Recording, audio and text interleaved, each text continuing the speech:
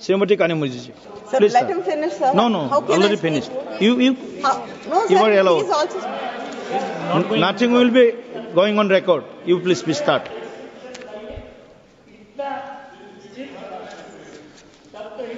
Sir, let him finish, sir. It's difficult to speak when somebody is speaking, sir. I am not allowing him. I am allowing yours. You only. Please start. So the Immigration and the Foreigners Bill 2025 has been introduced with the stated objective of streamlining immigration laws, strengthening national security, and consolidating various pre-independence statutes into a single framework. However, beyond its promise of efficiency, the bill is raising concerns about excessive governmental control, erosion of fundamental rights, lack of judicial oversight, and the potential for arbitrary decision making. This new bill aims to consolidate provision from 4 different acts, which has already been mentioned. Under the international law, states have a sovereign power to regulate the entry of foreigners. But without safeguards at the entry points to access international protection needs, the bill could conflict with the principle of non-refoulement. The principle broadly protects individuals from being removed to countries where they face risks of torture, inhuman treatment, and threats to their lives or freedom. As a core norm of customary international law, non-refoulement is a binding obligation for all states. National security concerns and refugee protection principles are not mutually exclusive. States have legitimate reasons to prevent foreigners who pose security threats from entering their country. But, sir, can we shut our doors to people who are fleeing to protect themselves and their children and to protect their lives? Section 7, Clause 2 provides absolute power to the government to issue orders and directions which prohibit association, restrict movement, and regulate conduct. Does this protect national security or suppress dissent?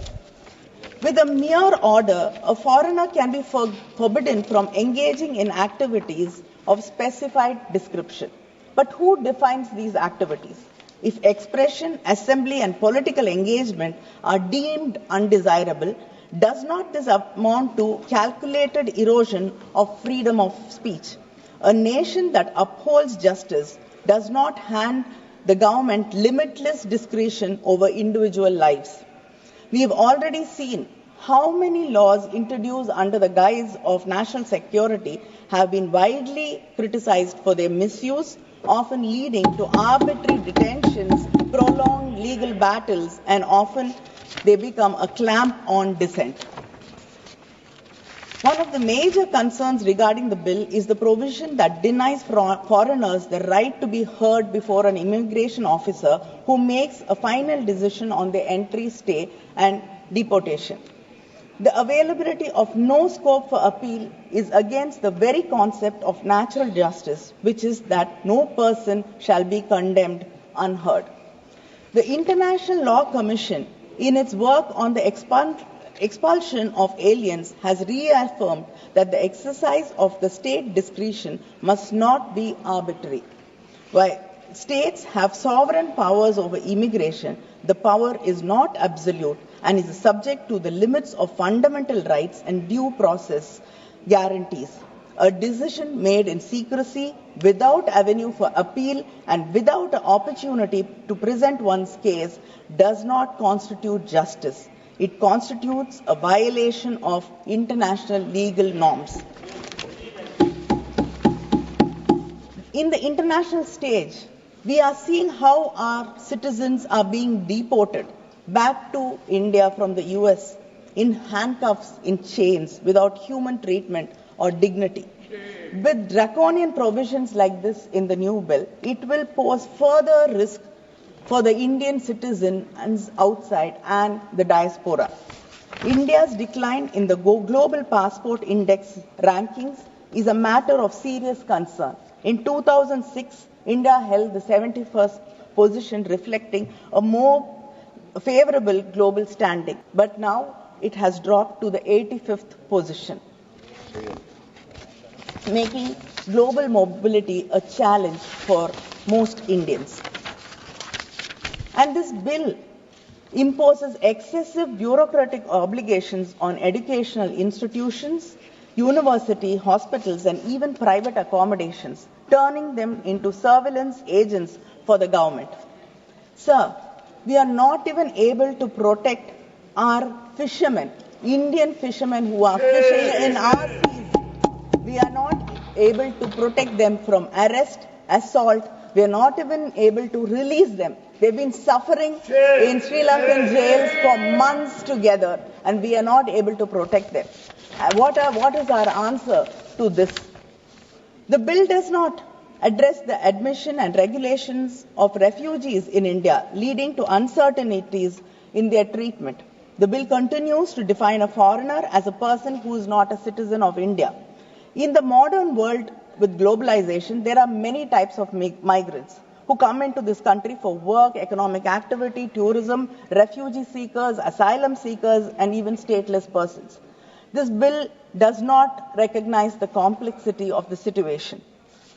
So the proposed bill would significantly affect approximately 90,000, sir, I just started, 90,000 Sri Lankan Tamils currently living in India, most of whom have been residing in this country for nearly 3 decades or more. As of March, 19,949 families are living in 103 rehabilitation camps spread across 29 districts of Tamil Nadu. So in Tamil Nadu, we do not call them refugee camps. Our Chief Minister has renamed them as rehabilitation centers. So, but this bill does not look at these people who've left their homes, who've come to India seeking refuge to protect themselves. I like to read a few lines by a Sri Lankan poet. Please conclude. Shivaramani.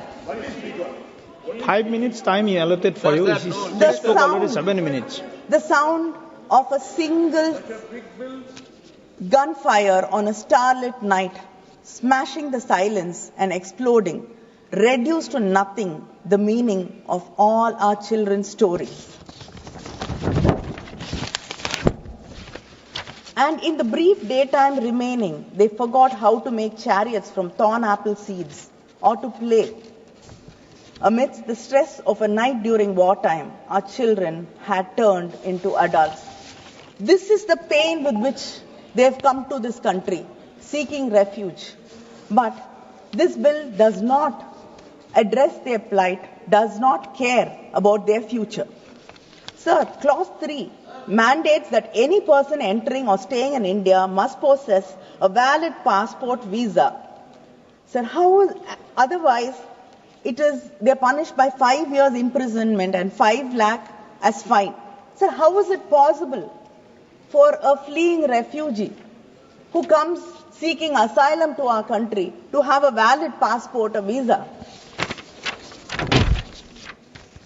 If these provisions are strictly enforced, sir, the Sri Lankan Tamil refugees in Tamil Nadu will be liable for criminal prosecution after living here for over 40 years. Shame.